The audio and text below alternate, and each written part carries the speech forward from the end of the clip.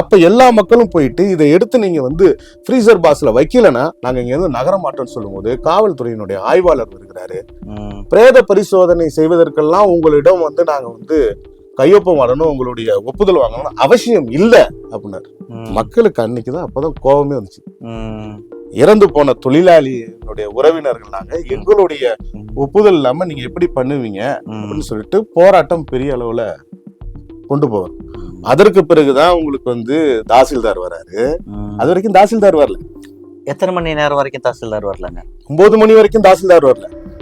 சரி, 11 மணிக்கு மேலதான் வந்து மாவட்ட நிர்வாகத்தினுடைய அணுகுமுறை இப்படிதான் இருக்கு. ஆமா, இப்படிதான் இருக்கு. 9 மணிக்கு தான் தாசில்தார் வர. தாசில்தாரிடம் வந்து சொல்லுகிறோம். இல்ல அவங்களுக்கு எல்லாம் தகவல் போய் சேராம இருந்ததா? பொறுமையா இருக்கு. அப்படியே அலட்சியப்படுத்தி காலம் தாழ்த்தினா கூட்டம் கலைஞ்சிடும். இந்த பிரச்சனையை முடிச்சிடலாங்கிறது தான் பியூரோகிரசியினுடைய அடிப்படை குணமே.